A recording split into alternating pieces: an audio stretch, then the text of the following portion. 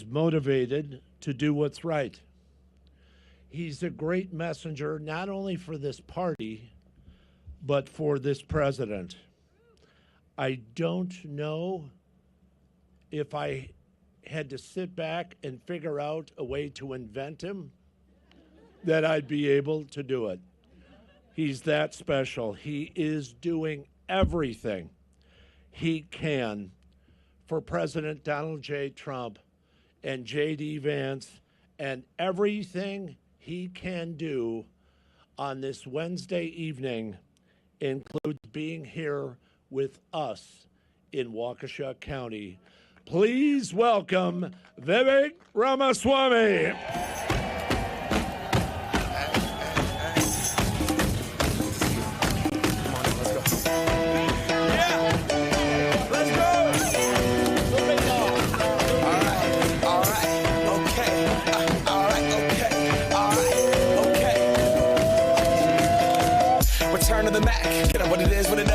What it isn't. Looking for a better way to get up out of bed instead of getting on the internet and checking a new hit. Me get up. First shot, come strut walking. A little bit of humble, a little bit of cautious. Somewhere between like Rocky and Cosby's for the game. Nope, we all can't copy. Waukesha came out tonight. And this year, it's our party. Love you guys. Good to see you here. You know, I said I want to come in person. You can kind of smell the energy a little bit. I think we're going to win this. Just being here tonight, I think Wisconsin's going for Trump. I came here, actually, we started with the Republican convention here. We had the first debate here. I've been to Wisconsin a few times. Since the first time I came here over a year ago, I think I achieved the impossible, which is that most of you actually know how to say my name right now. And I'm pretty impressed by that. It's a Vivek like cake and Ramaswamy like Ramaswamy. Yeah. So that's what we learned. But I'll tell you something. It's been a journey for the last year. We got 43 days left for the biggest election in our lifetime. And I'll kick it off with this because it is a somber moment. Watch what the media did. The Democrat-led media, they called him a dictator. They called him a tyrant. They called him a despot. They said it would be the end of America as we know it if he returned to power, that he would make us a laughingstock on the global stage. Those were the exact words of the Democrat-led media. And then a would-be assassin put a bullet in his body. And you know what? I'm actually not even talking about Donald Trump. I'm talking about Abraham Lincoln. Exact words spoken to the word about 160 years ago. We were in a national identity crisis back then. We're in a national identity crisis right now. In this country, faith, patriotism, hard work, family. These things have disappeared only to be replaced by these new secular religions in America. Wokeism, transgenderism, climatism, COVIDism, anti-Semitism, Zelenskyism. Had a little bit of that in Pennsylvania yesterday. These are symptoms of a deeper void in our country. When you have a black hole in your heart that runs that deep, that is when the poison fills the void. So, you know, it's up to us right now. This election is not just about negotiating the tax rate 1% or another. This election is about answering, what does it mean to be a Republican in the year 2024? Forget that. What does it mean to be a conservative? What does it mean to be an American in the year 2024? That's right. We love our God-given freedoms enshrined in the Declaration of Independence in our U.S. Constitution. It means we believe in 2024, we still believe in the ideals of 1776. It means we believe in merit, that you get ahead in this country, not on the color of your skin, but on the content of your character and your contributions. That's why we're against the DEI regime and the woke agenda and affirmative action in this country. It's because we stand for merit. It means we stand for the rule of law in the United States of America. And I say this as the kid of legal immigrants to the United States. That means your first act of entering this country cannot break the law. And that is why if we've had the largest influx of illegals into this country, we will have the largest mass deportation in American history. That's not racist. That's not xenophobic. That is what it means to stand for the rule of law in the United States of America. What does it mean to be American? It means the people we elect to run the government ought to be the ones who actually run the government, not the shadow government and three-letter agencies of the deep state pulling the strings today. So you know what I talked about? The first mass deportation we need, we're going to get that done. Millions of illegals out of this country, we got to make that happen. But do not forget about the second mass deportation as well, which is the mass deportation of millions of unelected federal bureaucrats out of Washington, D.C. That is how you save a country. These are not black ideas or white ideas. They're not even really Democrat ideas or Republican ideas. They are American ideals that we fought a revolution in 1776 to secure. And the man who will revive those ideals for our country again is our 45th and your 47th President of the United States, Donald J. Trump.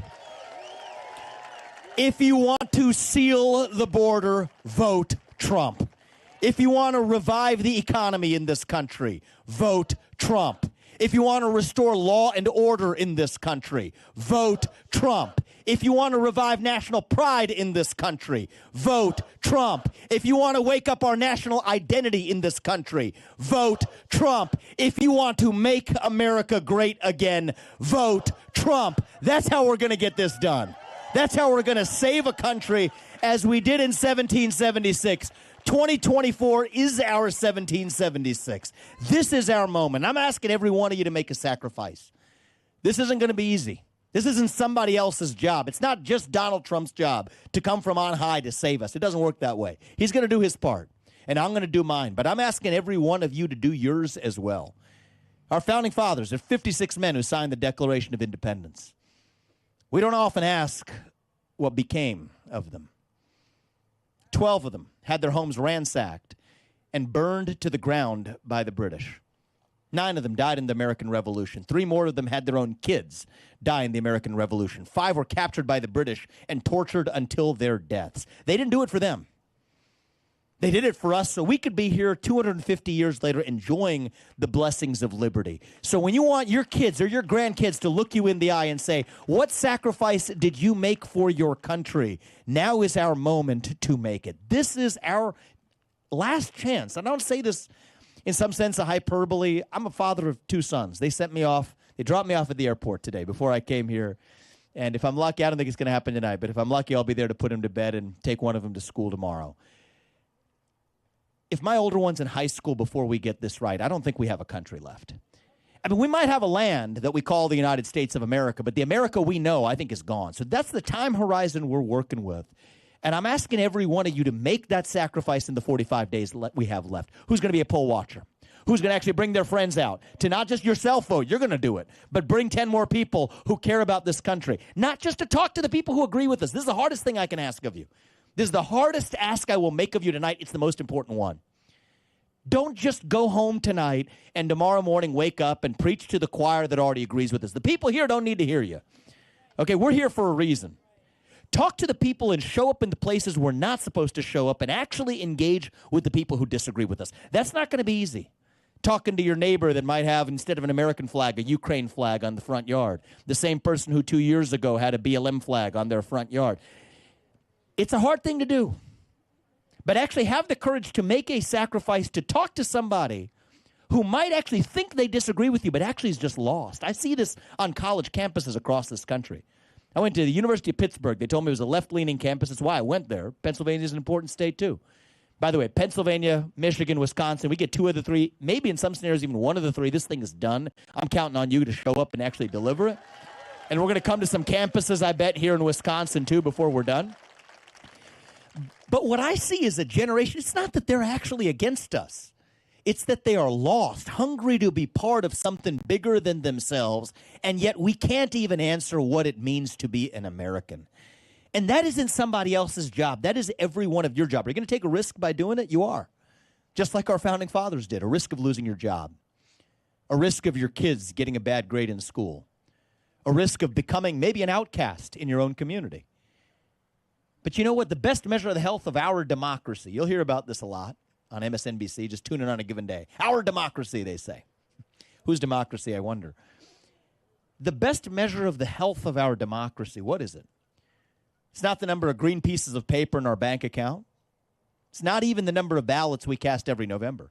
The best measure of the health of our democracy is the percentage of people who feel free to say what they actually think in public. Not some woke-washed version of it, but the real thing. Say it with a spine. Say it with respect. But part of respect is that you respect your neighbor enough to tell him what you actually think. That's how we get this country back. We got 45 days left to do it. Part of what I see is the nation, the next generation, we're hungry for national pride. I was the youngest person ever to run for U.S. president as a Republican, okay? And I can tell you about our generation is that we're hungry for a cause, right? We're hungry for that sense of purpose and meaning and identity. But we've lost our understanding of history. You know, I think it was actually Malcolm X that said this, right? A nation without its history is like a tree without roots. It's dead. That's what I see when we look around the country today. We don't tell the stories. Our nation started in 1619. No, it started in 1776. Were we a perfect nation at our founding? No, we weren't. We never have been and we never will be because you know what? We're not gods. We're fallen human beings. But I would rather live in a country that is founded on ideals and falls short of them rather than a country that has no ideals at all. This is a country founded on the pursuit of a more perfect union.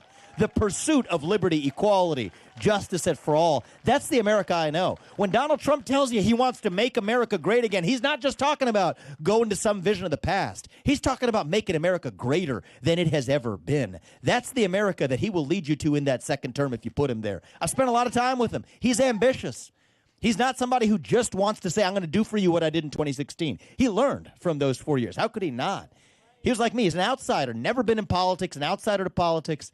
He came in, he learned a lot. It goes right by the way.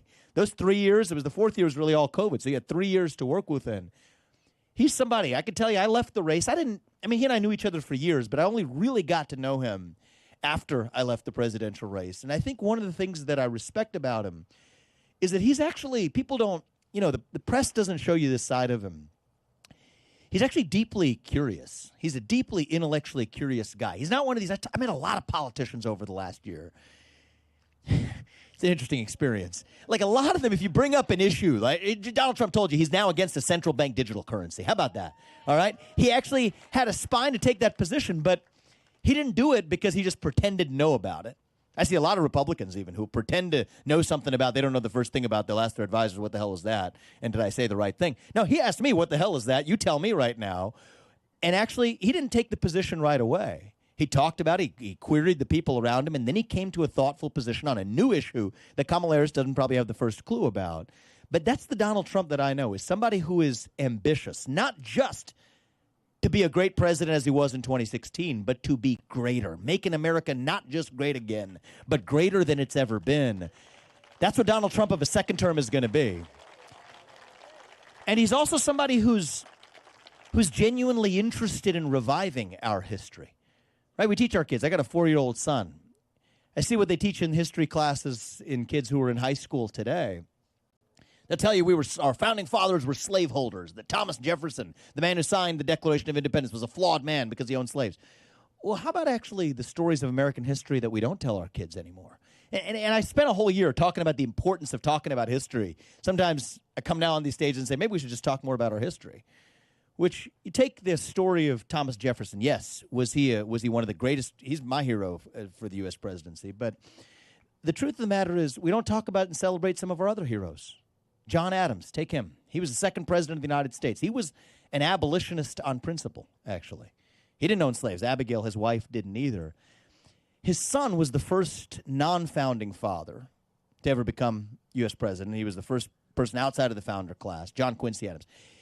He became U.S. president. He was ambitious. He wanted to abolish slavery, but he couldn't quite get around to it. He was a one-term president, widely regarded as a failure at the time. Now, it bothered him. And I bring this up because there's some similarities to the man we're about to put back in here. He was also ambitious. He also knew he had more to add to the country than he was able to add in that first term. It sat with him. It bothered him. He tried everything. He had a good life. He retired to become the equivalent of a professor and then started a nonprofit. He was well off financially. It didn't sit right with him. And so in his case, he came back to serve his country. He became the first congressman to ever become a congressman after becoming U.S. president. Think about that. Now, at the time he joined Congress, an interesting thing happened in Congress. They had the gag rule. So apparently they didn't apply gag orders just to U.S. presidents this time around. They've been doing it for a long time in U.S. history. They had a gag order on him back then. Not kidding. As a congressman, he could not say the word slavery on the Congress floor. Now, this guy's already been the U.S. president. It's like Donald Trump in his second term. What does he have to lose? So he goes on the Congress floor. He says the word slavery, slavery, slavery, slavery. What are they going to do? They censure him. They do it to Trump. They did it to him. They censure him, and then he uses his own trial in front of Congress to be expelled from Congress. He uses his own trial to make the case for abolition. By the end of that trial, lasting 2 weeks, they had gotten rid of the gag rule, and the rest is history. He continued to serve his country all the way up to the point where he actually had a stroke in the middle of a speech, died on the Congress floor, that very Congress building where he went back to serve. He was alive for about 2 days after he had that stroke. They kept him alive in the congressional anteroom chamber until 2 days later. They couldn't keep him alive any longer. He died. They came back down, asked for volunteers for who was going to carry out his body and carry out his funeral rites. And the first person to raise his hand was none other than a little-known first-term congressman from the state of Illinois who was the first ever Republican president of the United States, the very man I started this speech with, Abraham Lincoln. See, these are the stories of American history that we owe it to our children and the next generation to pass on to them. I think every kid who comes to this country, every kid who graduates from high school should have to pass the same civics test that every legal immigrant has to pass in order to become a naturalized citizen in this country. You got to know something about a country. You got to have skin in the game. You got to care about a country in order to actually have pride in that country. That's what's at stake in this election. So you'll hear a lot, and these are important issues, right? The issues they poll, the economy. Who's better on the economy? Would you rather have somebody who's only ever signed the back of a check, cashing out taxpayer dollars to their bank account, or somebody who's actually signed the front of a check along the way and actually has sensible economic policies to put more money in your pocket? Very important set of issues. Prices have gone up. Wages haven't. Donald Trump, he actually had the reverse in his 4 years in office. The economy is important. The border is important. We have the largest mass influx of illegals into this country in the history of the United States of America, and that's eroding our communities from within. I was in Springfield, Ohio, near my house just last week, watching the impact of, in that case, through TPS, 20,000 Haitians brought to a community of 50,000. That's an issue we need to fix. The border security issue. All of it's important. But the thought I want to leave you with tonight, when you go home, and I'm counting on you to follow through on this, every one of you, talk to somebody who isn't here, would have never thought of being here tonight, and you reach them with the stories of American history about what Donald Trump's going to do. Tell them. You don't have to agree with 100% of what Donald Trump's going to say or what he believes to still vote for him. Tell them to vote for whoever you think is going to make you more proud of being a citizen of this country. Ask yourself deeply, who's going to stand with strength for you rather than buckling under weakness? And if you believe that's going to be Kamala Harris, fine, go cast the vote for her. But for most Americans across this country, we know who that answer is going to be. The person who's going to revive national pride, who's going to make your kids more proud to be a citizen of this nation. That's what's going to get us Donald J. Trump back in the White House. That's what I'm asking every one of you to do today. We have celebrated our diversity and our differences for so long that we forgot all of the ways that we're actually the same as Americans, bound by that common set of ideals that set our country into motion in 1776. And now it is up to every one of us to revive them. I do believe that Donald Trump will be the president who actually unites this country. He is somebody who cares deeply about national unity. The press will recoil as I say this, but I've gotten to know this man. This is a man who cares about one United States of America.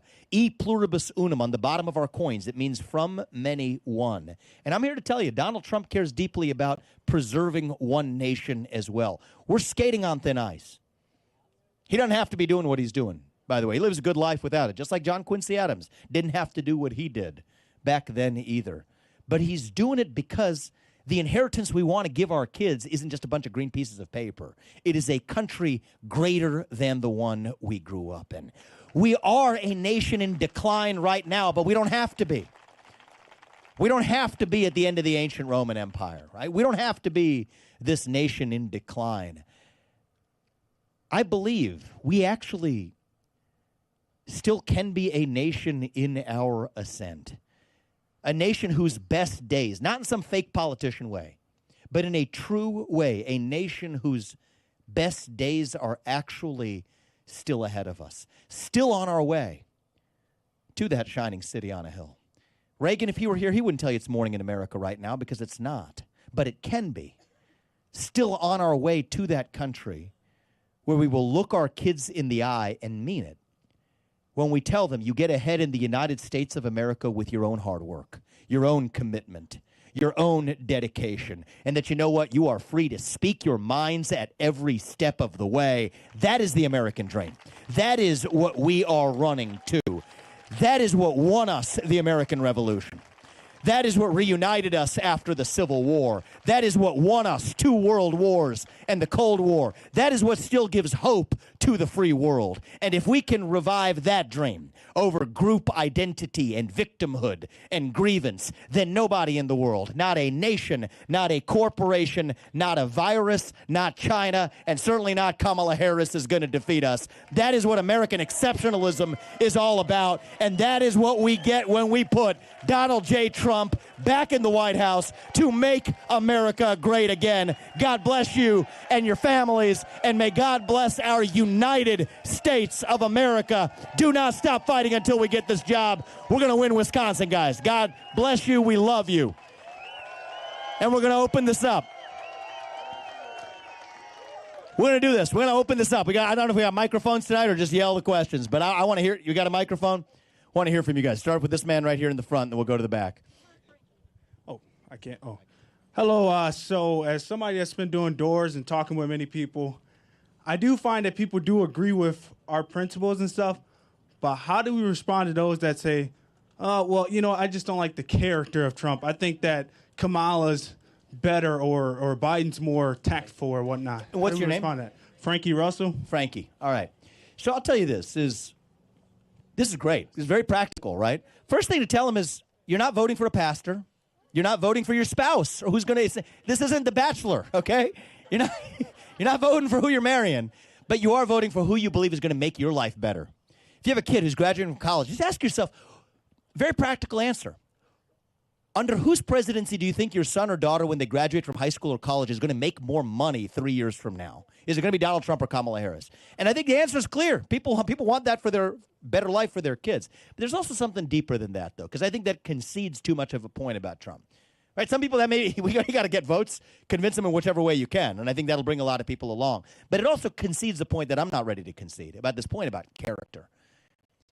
There's a time for strength and there's a time for kindness. And we require both in this country. We have a saying in our family. We teach it to our kids. You have to be strong enough to protect your kindness. Okay, I told you I dropped my son off at preschool this morning. All right? Somebody hits you, you hit him back 10 times harder. And I don't apologize for that. If you're in the United States, somebody hits you, you hit him back 10 times harder. That's the kind of commander-in-chief I want. So I don't want a wilting flower in that office. And it's going to be prickly around the edges. If it comes with some mean tweets from time to time, bring it. I'm ready to take that. But we're strong enough to protect who we really are on the inside. And that's who Donald Trump is on the inside, too. So tell him not to buy the media narratives. The media's lied to you for a long time. Figure it out for yourself. And you know what? You want somebody who's strong enough. The reason is it's the inner kindness that we still care to protect. Donald Trump's the man who's going to do it. Thank you. I appreciate that. Thank you. Right next to you. And then we'll go around here. Appreciate it. I think when we want to win Wisconsin, we have to impeach or do a lawsuit against Tony Evers. He's a bad, bad governor, and he's got to go, and we got to fire him immediately. He's the downfall of Wisconsin, and he's financially made Wisconsin broke. How are you going to do it? It's back at you. Let's get a team ready, and let's do it. I love the spirit. And I love this question because, you know what, if a second Trump term, one of the agendas is much of what's being done by the federal government should not be done by the federal government. It needs to be returned to the states and to the people, which means we're not done until we actually fix every one of the 50 states as well. Many of them are Democrats, some of them are Republicans. Let's be very honest about that. But the reality is when you put it back to the states and to the people, then you have power back in the people's hands. I'm going to say one word as well is we got to have majorities in the Senate. And I'm worried a little bit. I actually feel very confident about Donald Trump winning Wisconsin. But we got to put your boy Eric Hovde over the line as well, all right? Because it's going to take that lasting majority in Congress, both houses, to really affect that agenda. So I appreciate that question as well. It's not just the top of the ticket, it's the rest of the matter. Two right here, you, and then we'll go to you. I'm Chuck Kornowski from West Dallas, Wisconsin. I'm a poll worker. And Thank you. I had to sign in to be a poll worker, and there's a red mark by two Republicans' names, a red blacks. And they said, oh my gosh, we have Republicans working here. Then they gave us a red badge with Republican on it. I didn't As see. a poll watcher? I'm a poll worker. Worker. And do they do that for Democrats? Do they have a blue sticker? No, they had white stickers. And they said to me, Chuck, are you coming back in November? I says, you better believe I'm coming back. You're darn right you are. Well, you know what? I'm glad. I'm glad you spoke. This is being live streamed on Fox Nation right now. I want the country to hear this, because that doesn't sound super legal to me. No, it doesn't. That sounds deeply dubious and questionable. And this is what, I mean, you know, the media who's here, they're not going to report on your story tomorrow night. But the people who are hearing this, we're putting this is, we got thousands of people across the country, probably tens of thousands watching this right now. And this is what I want people to hear, right? This is an uneven standard. Are we playing on an even playing field? We are not. This is not an even playing field, but we have to win by such a margin. A landslide minus some shenanigans is still going to be a victory. That is our only choice in November. So I want to tell you, what's your name, Chuck? Chuck Kornowski. Chuck, I want to tell you, you are a patriot. You keep fighting. Come over here. Show this audience what's on the front of your shirt. What does it say? Fight, Get up here. Fight. Chuck's fighting. Every one of you got to fight, too. And you know, you put that red sticker on you, you be proud of it. And you tell people, you know what? Tell everybody else this is what they made you do, actually. And that summarizes why we have to win this election. That, in a nutshell, that is the case for Donald Trump. Because I'll tell you, when Donald Trump's in charge, we're not going to make people on the other side, when they're working at a poll, wear a sticker to say they're of the wrong camp. We don't want to replace the left-wing regulatory state with the right-wing regulatory state. We want to get in there and shut it down. That's how you save a country. It's people like you, Chuck, that help us do it, all right? Thank you, my man. I appreciate it. I appreciate it, brother. Hi. Fight.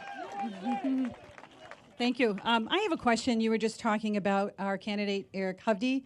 And one of the things I would like to see us talking more about is Tammy Baldwin, our senator, is the co-sponsor of the Equality Act. And I don't know if we all are very familiar with what the Equality Act is. I call it the Inequality Act. Yeah. Right.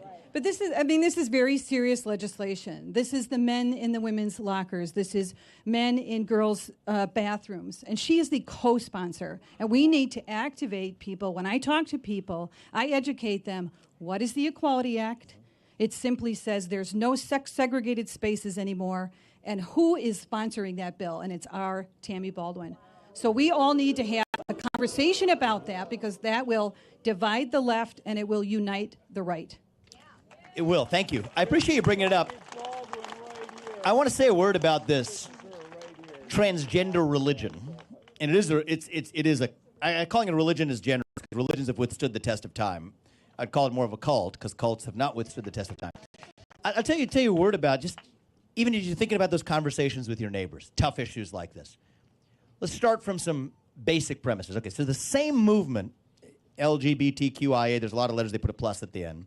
The same movement that says the sex of the person you're attracted to is hardwired on the day you're born is also the one that now says your own biological sex is totally fluid over the course of your life. That doesn't make very much sense, does it? Now you go one layer deeper. There is no such thing as a gay gene, but there is two sex chromosomes, two X chromosomes. You're a woman, an X and a Y, you're a man. Yet that's the one they say can completely change over the course of your life. You know, I don't know if anybody were watching me on Greg Gutfeld last night, but there was actually a couple of you. He'll be very happy to see this. But there was a story that came up on this last night. It shocked me. Like, I thought this was a joke initially when we read it, but sadly it's not. Right here in the Midwest, in Indiana, there's a judge who says that there has to be taxpayer funding under the 8th Amendment, cruel and unusual punishment clause of the Constitution.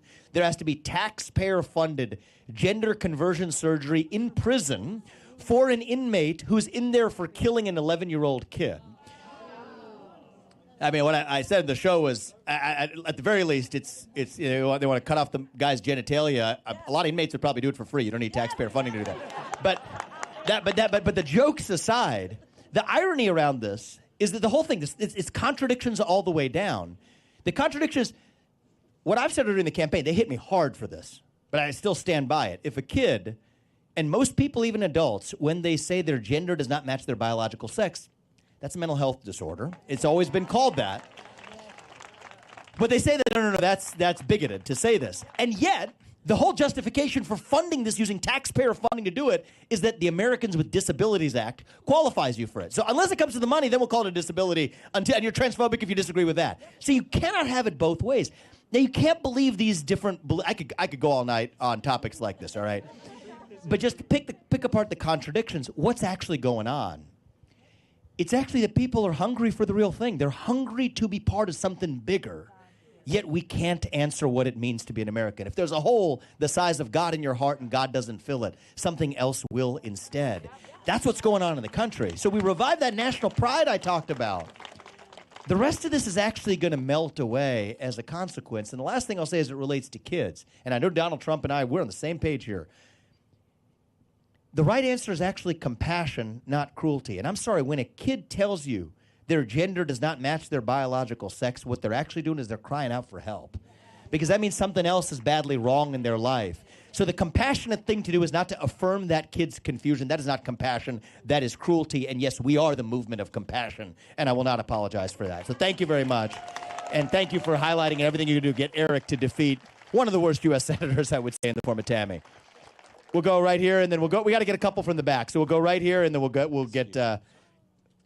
you and the big guy in the back. Okay. I'm Jean, and I'm with Turning Point Action, and I want to assure you that we are pounding doors, and we are serious about this fight. We also have Jefferson Davis here, who is fighting for integrity in Wisconsin. Give this man a round of applause. I'd like to know how many states are actively working like Jefferson Davis is in their own states for that voter integrity. Do you know? Any idea how many? Probably less than half. Less than half would be my answer to that question. Let's just talk about this election integrity issue as well, okay? I don't want us as a country to be fighting over elections, complaining about stolen elections. I don't want this. There's an easy solution. And we get in there, if we get in there with majorities in the House and Senate, I'll tell you what's coming. Single-day voting on Election Day, make it a national holiday with paper ballots and government-issued ID to match the voter file. And I say put English as the only language that appears on a ballot. January 20th, 2025. Take control of the House and the Senate. We get that done. I'll tell you, I went to Puerto Rico. Puerto Rico does it this way. If Puerto Rico can do it, we can do it in Wisconsin, we could do it in Ohio, we could do it in the 50 states of this union. But we have a little circular problem here. We got to win in order to do it. And I was, I was talking to President Trump the other night, but I think it's a reason. I don't love this deal, but it's a deal still I would take.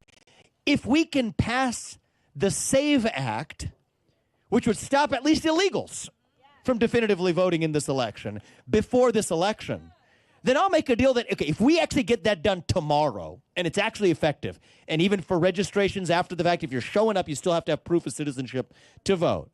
If we get that done tomorrow, I'll make a commitment today. I'm not going to complain about a stolen election afterwards. I mean, the reality is that a perfect fix? It's not. But we want to move this country forward. And the question of how you move it forward, make Election Day a holiday. That unites us. It's one day. We have a civic purpose, at least one day of the year, that whether you're Republican or Democrat or black or white, you're carrying out our civic duty to this country. How could you object to that? And the fact they object to that, the fact that that's controversial, tells you what's actually going on in the country. And so, Donald Trump says it's too big to rig. Got to be a landslide minus some shenanigans. You still get a victory. That's our only choice. We're skating on thin ice as a country. But I'll tell you also something about this is we can complain about it. Do I like the rules of the game? Do I like the way it's implemented right now with the way the voting, early voting, et cetera, works? I don't love it, but you got to play by the rules of the game to win, to be able to change those rules of the game. But let me also instill in us just a spirit in these next 45 days. You're working hard. You're working hard. You're pounding the pavement, pounding down the doors, as you said. tell you something. This is what I tell my kids. I preach this to the left. I preach it to college campuses when I travel this country. And so I would be a hypocrite if I didn't also say it to our own side and myself as well. The number one factor that determines whether or not you achieve your goal in life is actually you. There's a lot else that matters. I tell this to the left, okay? They don't like it when I say this because, it's systemic racism and this and that. There may be a lot of other factors that matter. But the number one factor that determines whether in this time we achieve our goal, it's actually you. And so we got to take that. Are we going to be victims or are we going to be victorious? We choose victory. And that is our only option left to save a country. So is it fair? It's not. But we have a country to save. Our founding fathers weren't victims. Donald Trump is not going to wallow in his victimhood, and neither are we. We're going to actually celebrate our victory, and it's up to us to actually do whatever we can to deliver it. Thank you. I appreciate it. Oh, is it up? First of all, I just wanted to thank you for coming out to Wisconsin. Obviously, we all know this is love such it an here. important Thank state. So, like Gene, I also work for Turning Point Action. I'm the Legacy Field Representative here. I cover Waukesha, Milwaukee, and Racine. Like you were saying before, it's up to us to really make a difference here. And I just encourage all of you to come and join us at Turning Point Action. We have so many volunteer efforts. We just hired 250 plus full-time door knockers in the state of Wisconsin for this election. And we have free events. We also have free food, which is a plus at all of these. And we just need all of you to come out and knock doors with us. I know it's intimidating, but we're all going to do it together. We need to be the party of unity. We need to be the party of change. For me, for my generation, and for my kids. And I just wanted to thank you so much for everything you do for us. Thank you. Thank you for everything you're doing as well. We got a couple in the back. We don't want to leave our friends in the back out. Yeah. Hi, I'm Lisa, and mine isn't so much a question. It is more of a challenge to everyone here. We're talking about taking back our country. There are little things that we can do, and it's about owning words. And this is the conversation I have with people that don't generally have the same values I have regarding different issues. Peace. Typically, that word peace has been associated with the left, right? In the 60s. It's not that way for me anymore. The party of peace was Donald Trump. That 4 years, no new wars, right? Yes. There's a really, really crazy, scary word, and it's choice. The right, the Republicans, even the moderates don't own it. And I challenge everyone here to take it back, because choice, talk about COVID and vaccination. Mm-hmm. Choice, talk about Roe v. Wade. Taking that away gave the choice back to the states, and really the choice back to the women. Because even if you look at your state, for example, Ohio, where they put it on the ballot, pretty right-leaning state, a conservative state, and the choice was clear. It's something that it is back to the people, and that's really what I challenge all of you to own those words and make them ours. Mm-hmm. Beautiful. I love it. That's what the country was founded on. What that guy was right there. Yep. Yeah, this is a two-part. So once we win in November and Donald Trump is inaugurated in January, what does your future look like in a Trump administration? And then, can I get a picture with you really quick? Right there. Turn around, making a selfie right there, man. Yeah, we'll do it. Get to the questions. So I'll tell you, every time, how old are you, if you don't mind me asking? You look like a young guy. 24. 24. Love this. Next generation's here. So you're not asking for my advice, but I'll give you unsolicited advice anyway from my experience. So every time, down to when I'm 24, I'd plot out my own career. Okay, here's what I'm going to do. If this happens, I'm going to do this. If the next thing happens, I'm going to do that. Like never, not once, did it ever go according to that plan. But when you're guided by your actual purpose, the plan tends to reveal itself. All right. And so I ran for president because here's the other piece. I'm like an old man now. All right. I'll give you the other piece of advice is it takes about as much effort to do something small and to do it really well as it does to do something really big and to do it really well. And we don't have a lot of time that we're given. So I ran for president last year because I want to do the big thing. And I promise you, whatever we do next, it is going to be what has the biggest possible impact on the country in making sure that second Trump term is as successful as we can be. So thank you, my man. I appreciate it. 2 more questions. We'll go one here, and then we'll give you the final word. Right there. And then you get the final word. I love the enthusiasm. Because I know you. I saw you playing the guitar on the way here. I got to tell you a story about this man beforehand. We were driving. Tell me if it was you. It was you, right? It was you. So we're getting off the highway on this bus. I've never seen this happen before. I loved it. So we pull up at a red light, and then there's a man who's like at a red light. We're at a highway ramp coming off. He's going in and opening the trunk of his SUV. And you know, people are in the environment we're in, people are always watching out a little bit. And then he comes out with a guitar, and we're multi-lane highway, playing on the side of the highway. The light turns green. He's right back in the car, and the car has still done the job. So I saw you out of the... We're going to give you the final word, my man. You deserve it. But we'll go right here. Vivek, thank you so much for being here. God bless you for your sacrifice and helping support Trump and saving America, because we're in deep trouble here. Back at every one of you. Same thing right back at you. Thank you. My question is something I've never been in support of, and I really want to know what your opinion is of early voting. Something I don't like. I don't think we should have, but I hear a lot of Republicans say we should be early voting. What do you say? Yeah, so this is not a contradiction. I don't like it. I want single-day voting on Election Day as a national holiday. However, should you engage in early voting this year? Yes. That is a one-word answer. And the reason why is it's the whole project of government, right? We follow the law. I mean, as a citizen of this country, do I love all of the laws? No, I don't. But do we have to obey them because we're a nation who's rule of law? Yes. So if you want to change the rules, you got to win to change the rules. And so long as we're complaining about the rules but not participating in it, we're destined to actually continue losing. And I refuse to see that happen in this country. So if there are people right now, they're playing by that set of rules, why do we want a competitive advantage for the other side? Swallow the bitter pill. Do it this time. You want to change the rules? Well, we're going to do that. We're going to make it single-day voting on Election Day. But we need to win to be able to do it. So that's my answer to you, my man. You want to finish? You want to follow up? Yeah, thank you for the answer. But I'm still confused. How does it actually help us? I'm fearful they're going to just take and burn all those. So well, it exists. It exists, right?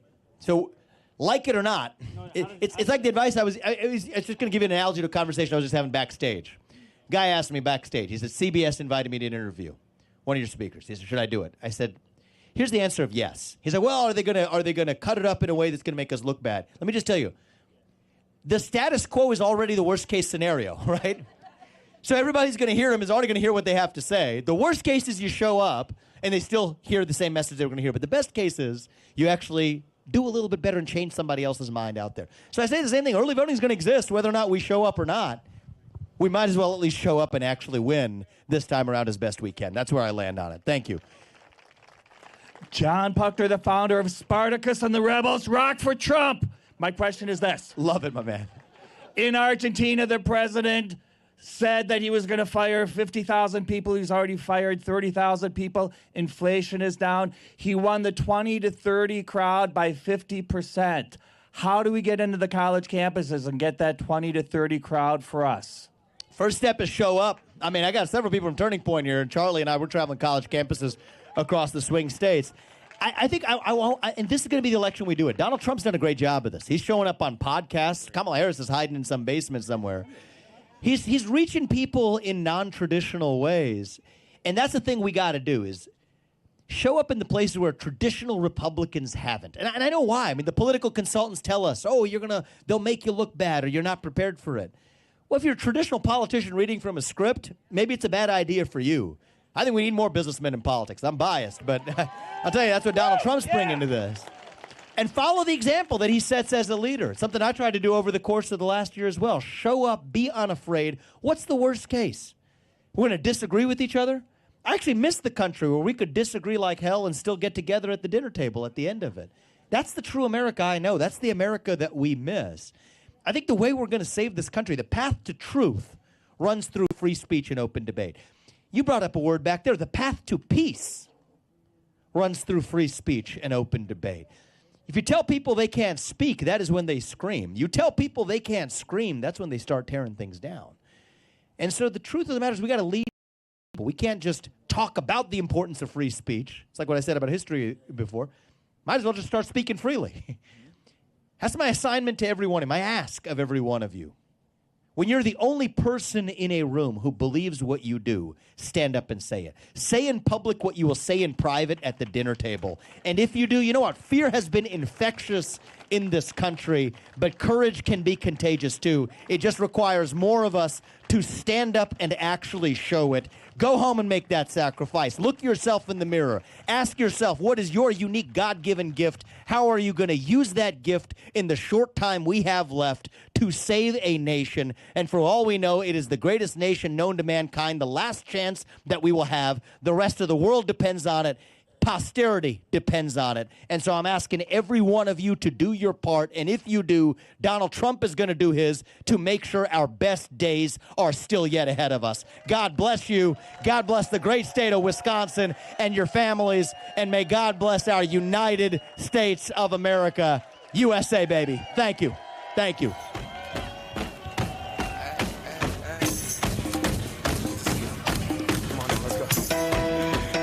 Let's hear it for Buddy.